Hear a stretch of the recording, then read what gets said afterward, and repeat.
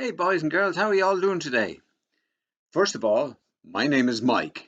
Hi Mike! And today we're going to talk about history. Now, we're going to talk about a particular person in history. Somebody that's famous worldwide and became famous because of Ireland. Mm. Now, to know when we're talking about, we have to go back way in time here. In fact, we have to go back 1,500 years ago. Now, before I tell you who we're going to talk about, let's talk to somebody who understands what's happening 1,500 years ago. And we're going to go to England, what they then called Britain. Hello, boys and girls. I am from Italy. I come from the city of Rome, and I have been living in Britain, or you would say England, uh, Britain for many years. In fact, other Romans have been here for hundreds of years. But we have fought with the Britons. We have built great cities like Londinium, which you call London. And we have taken over England and made it part of our empire. And it's great, yeah. However, there's a little bit of a problem. Not a big problem, little problem. That little problem is that the guy who is the Caesar, well, he's not very popular.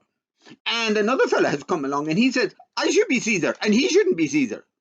So he's got an army together to fight against this Caesar and take over.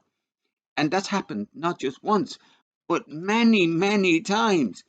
So instead of fighting all our enemies all over the world, like the Picts and the Celts and the Goths and the Visigoths and the Vandals, what are we doing?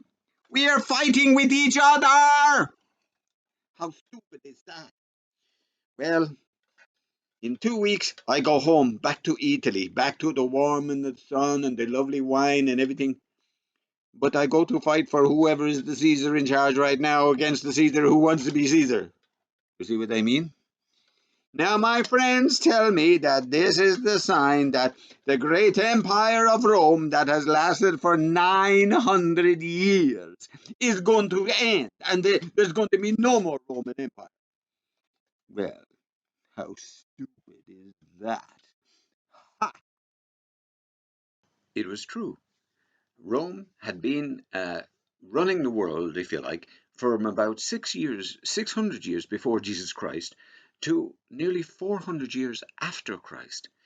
And they had been very powerful. But now they were fighting among themselves.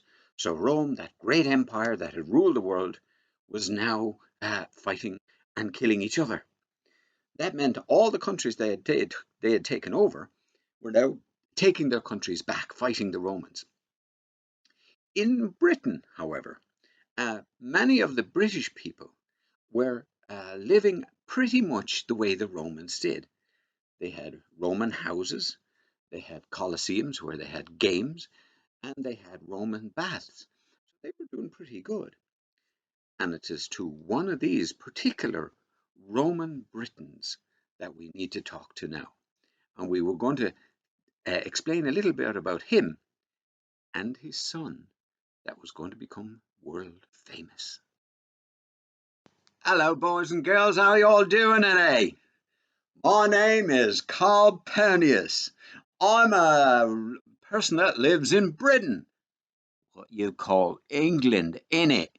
Now, I live a little bit after the time that the Romans all went back to Italy, and I got a nice house because I got a good job. I'm on the town council, and I'm a deacon, which means that I'm in charge in the church a little bit. I have some jobs to do in the church, so I'm doing pretty good. Now I have a son, and he's a good lad and all that. And like me, he's not very religious. Like I do some of the religious stuff, but not a lot. Um, but um, but I can't find him. I don't know where my son is. Uh, Patricius, Patricius, where are you, mate? Where's my son? Does anyone know where my son is? What? What?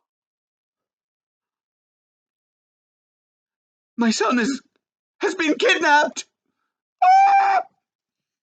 Who kidnapped him? What? Irish? The Irish kidnapped my son? Patricia's? Huh? How did they get here? Oh, Irish pirates kidnapped my son. Oh my goodness, what shall I do? He could be anywhere in Ireland. I'll never find him. I might never see him again. Patricia's! Come back! Oh God, it's so sad. What shall I do for my son? It was a true thing, a terrible, sad thing, that the son of Pernius, a fellow called Patricius, only 16 years of age, had been kidnapped, probably from the coast of Wales near where he lived, and brought to Ireland.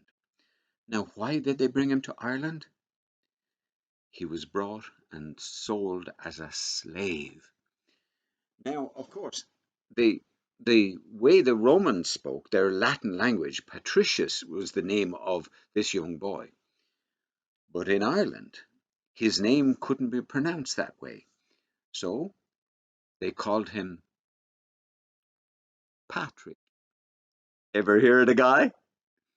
Now, Patrick was made a slave and sold to an Irish chieftain to look after his pigs and his cows and his goats and his chickens and all that sort of stuff. But he was a bit different, as the chieftain will tell you himself. Hello, boys and girls. How are you all doing? My name is Milshu, and I am an Irish chieftain in the County of Mayo. And I've just bought a load of slaves from them pirates that brought them all the way from Britain. And they're all good. They're strong young fellas, most of them, and they're grand. A few young girls as well were kidnapped, and I had to pay a big money for them now. I had to sell a lot of sheep and pigs and goats and cows to get them. But there's one of them is giving me more trouble than all the others. Now, his name is Patrick. Now, Patrick is a bit of a nuisance.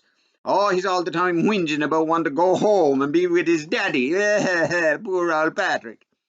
Well, I give him loads of wallops with the old whip, I do, and make him work harder. Well, I have to say, he is doing his work a bit better now.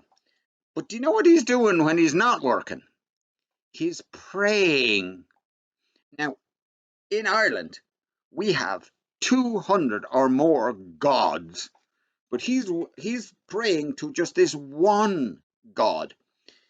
He told me the other day when I was beating him that he prays 100 times a day to God. And he prays 100 times a day that he'll escape. He'll never escape because I have him chained up, I do. And he's looking after the pigs on Slave Minish. And it's great. Well, what? He did what? He's gone. That Patrick Dibble has gone from Ireland. He's escaped. How did he get away? There's somebody going to get whipped over this now. And it's not going to be me, let me tell you. After 6 years of being a slave, looking after the animals belonging to the Irish chieftain, he escaped. And here's how it happened. He was praying to God one day, and he heard a wonderful voice from heaven that said, Patrick, go down to the sea. There's a boat waiting for you. Well, off he went. And that boat brought him back to Britain. And while they were on their way, getting back to where he lived, he travelled for nearly 200 miles. And he had a group of friends with him. But they were starving. But Patrick said, have faith, it's okay. Me and God were great mates. And so he knelt down and he prayed and asked God to give them some food. And lo and behold, out of the bushes come a whole bunch of wild boar. Now, wild boar is a kind of a pig that lives in the forest. It's very hairy. Looks a bit like this. But their friends were delighted, but they also recognized that Patrick was a very spiritual sort of fella and that he could do miracles. Well, Patrick returned home to his father Crotius, and you can imagine the crying and the hugging and all that good stuff that went on. However, Patrick was not content now. He wanted to become a priest. So he went to Rouen in France, where he studied the priesthood. And not only did he become a deacon and then a priest, but after 13 years became a bishop. Now, the thing about it is, this is about the year 430 or so. Now, we don't know exactly what Patrick looked like. Here are some pictures of what Patrick looked like, or what people think Patrick looked like. And as you can see, the outfit that they're wearing is of a bishop with the pointy hat called a mitre and robes and all that. And there may be some truth that he looked something like this, but in truth, uh, this is what bishops look like 1,000 years after he died. So what did Patrick look like?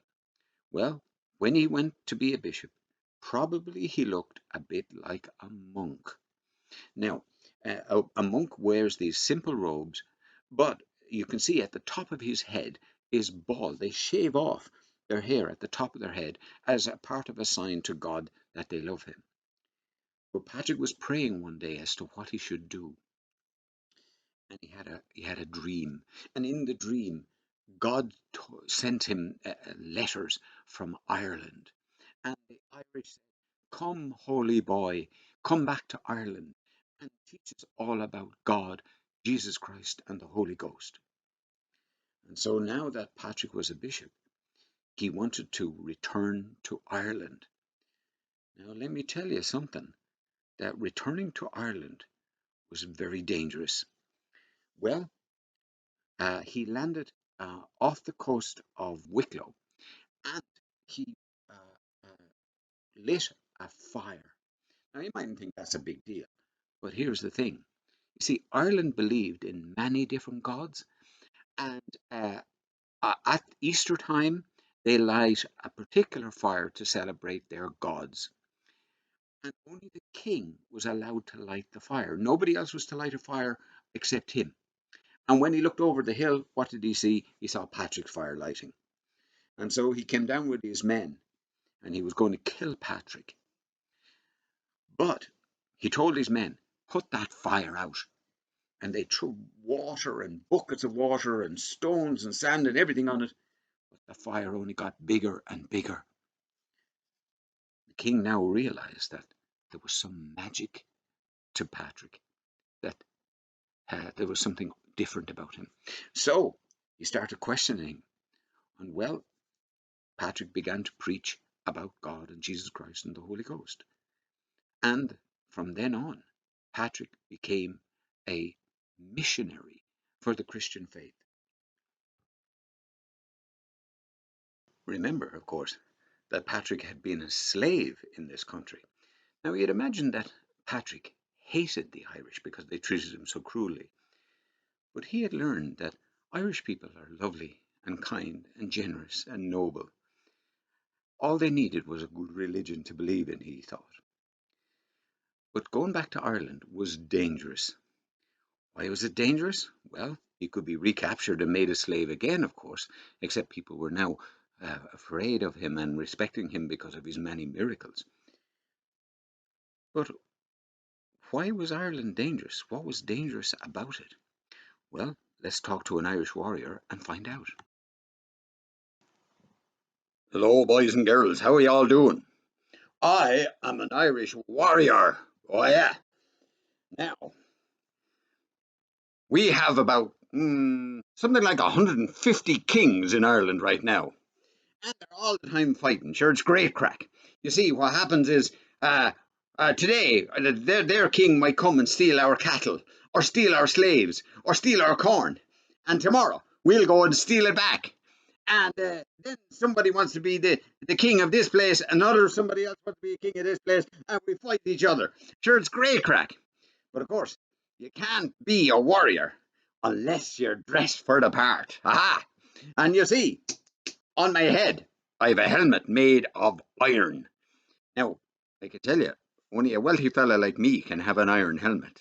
Iron takes a lot of work, like a fella has to beat it into shape. But check out my outfit here. Look at this. This stuff is called chainmail, and it's great to stop fellas cutting you. And so they try to stab you or cut you. Well, it's going to just bruise you or hurt you a little bit, maybe break a bone or two. But that's all right. You'll be grand. But just to be on the safe side, many of us carry shields like this.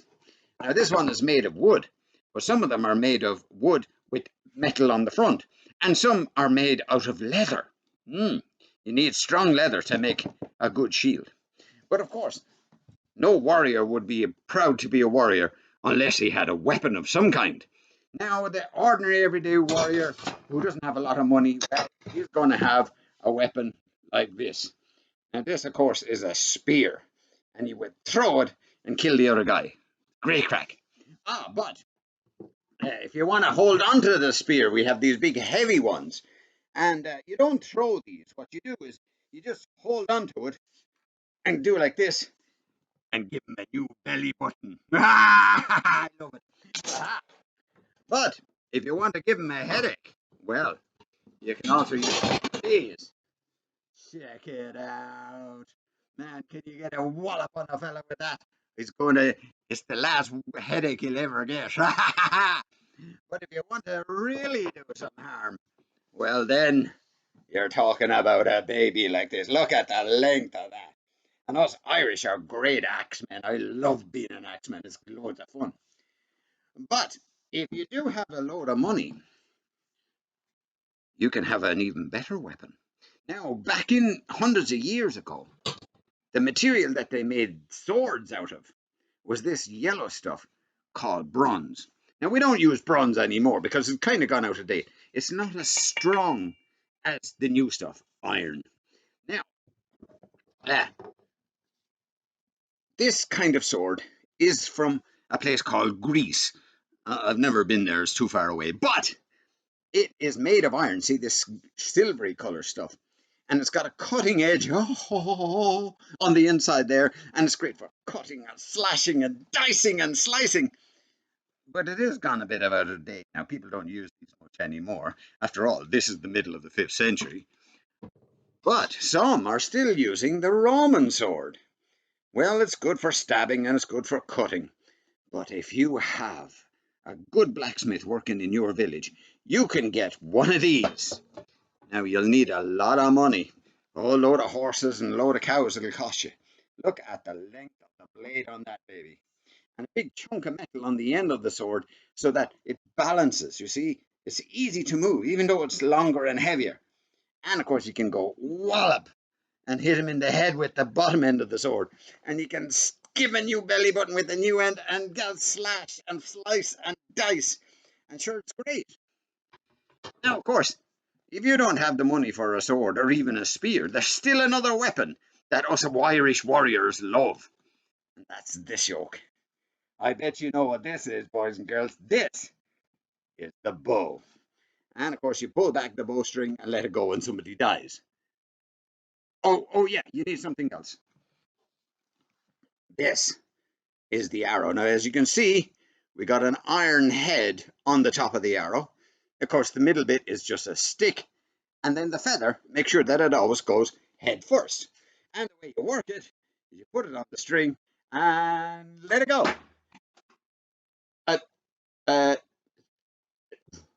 Sorry. I think I shot somebody. You all right? Oh, I think I'm in trouble. Hey, but being an Irish warrior is great.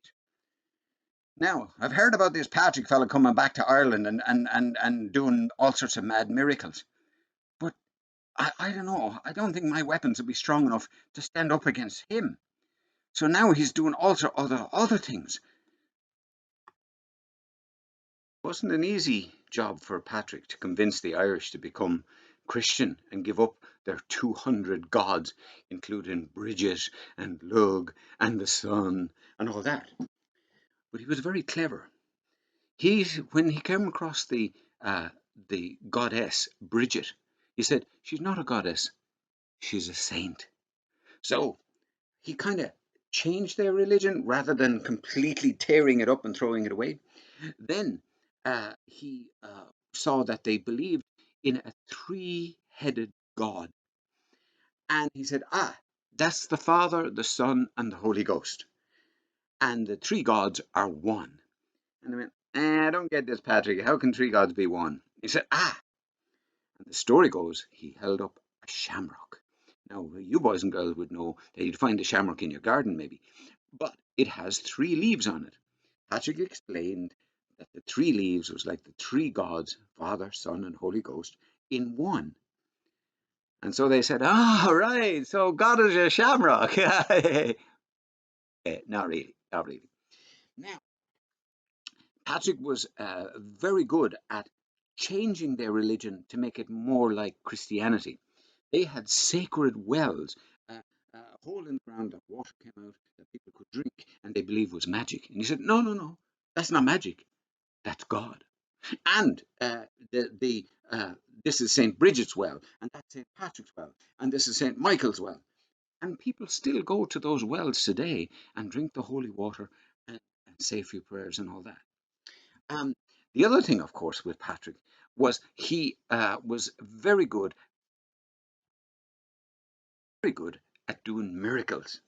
Now, one of the druids, that's the priests of some of the gods that the Irish worshipped, challenged him, and they made a gigantic fire.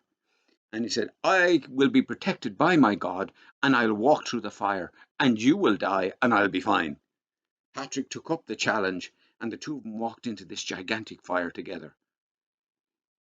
Guess who came out alive and who got toasted? Patrick came out alive, not even with his clothes burning. How about that? The other guy, well, he died. But there was other miracles associated with Patrick. One story goes that he was preaching to the people all about God, and he was preaching so long that he stuck his stick in the ground uh, to rest upon while he talked, and he was preaching for so long that the stick grew into a tree. I don't know about that one. That sounds a bit weird to me. Anyway, that's the story. But there's another more famous story of St. Patrick that when he was out preaching one day, a whole bunch of snakes came out of the forest to kill him. But using the power given to him by God, he commanded that the snakes would throw themselves into the sea. And that is why they say that there is no snakes in Ireland, except in the zoo. Is there any truth in this story? Well, there is snakes in England, but there's no snakes in Ireland. But the scientists would tell you that there hasn't been snakes here since the dinosaur times. So maybe that story isn't true, but there's another possibility that he drove out the false beliefs about God, if you like, and that was like the snakes. Some people say that that's what it was. To some records, Patrick baptized 100,000 people, and that was probably as nearly most of the people in Ireland at the time. He also built, they say, 300 churches around Ireland, and some of them are still standing today. And he climbed up on top of a mountain, and there he prayed. And today there's a church on top of that, and it's called Croke Patrick. Mm. And so Patrick now, not only did he teach about Christianity, but he looked after the poor and the sick. And the saddest of people, of course, in Ireland were slaves. And in the 30 years that Patrick was teaching about God in Ireland, he commanded that all slaves should be free. So Patrick was one of the first anti-slavery guys that ever lived. Now, of course, by this time, Patrick was in his 70s. And as the way of all men, Patrick died. and was buried. Now, since that time, uh, we celebrate Patrick. Now, you might wonder, how come we know so much about Patrick that maybe we don't know so much about Saint Benedict or Saint Brigidine or Saint Bridget or whoever? Well, there was a reason for that. He did some writing. He wrote two things. The first he called his Confessio, which means confession. There he wrote about himself, his work in Ireland, and his faults and his failings. He felt that he wasn't a very holy man, that he was all the time trying to be a better man, and so on. But it gives us great insight into the man we didn't know about. Also, he wrote to a commander of an army in Ireland, a fellow called Crotius, and he complained about them making slaves out of the people they captured and being cruel and things like that. And from that, we're able to get a bit more information about it. And it also helps us to date when he lived. So we know that he lived in what we now call the 5th century. So he would have died around the 440s, 450, somewhere around there at the age of 70. Now, a couple of things about Patrick, of course, is that we remember him on St. Patrick's Day, and that's the 17th of March. But where did we get this from? Well, the story goes he died on the 17th of March. Now, not much was known about Patrick for a while, up until about the 18th century, when a monk began to write about him and began to put him down as a saint. Now, between you and me, according to the Catholic Church, Patrick is not a saint. You see, making a person a saint came after Patrick's time, but not only does the Catholic Church recognize him as a saint, even though he's not really written down as one, he is recognized as a great saint in other churches, other Christian churches as well. So Patrick was quite the man. Great missionary, great speaker, great teacher. But what's this business about uh, St. Patrick's Day parades? Where did that come from? Well, you might remember that Ireland was having a lot of trouble with England over its history. And a lot of Irish people went to America. And of course, they were still praying to St. Patrick. But it was an idea in New York in the 1760s. Hey, let's have a parade for St. Patrick. And in New York, they still have a Patrick's Day parade. But of course, they have Patrick's Day parades anywhere you'd find an Irish person. So they have them in Hong Kong. They have them in Ireland, of course. They have them all over the world. And in fact, in Chicago, uh, they they put dye into the river to make it go green because green is the St. Patrick's color, isn't it? Well, not really. You see, in earlier times, the color that was associated with Patrick was actually blue. So they show pictures of Patrick wearing blue. But after all, I mean, Ireland is very green and it's part of our flag, so it got changed to green. So, so now you know a little bit more, hopefully, about St. Patrick. Now, I hope you have a lovely day on St. Patrick's Day. I know with all the COVID nonsense and all the rest of it, it might be a little difficult to have an ordinary parade, but have a nice day and thanks for listening to me. And hopefully, we'll get to talk again.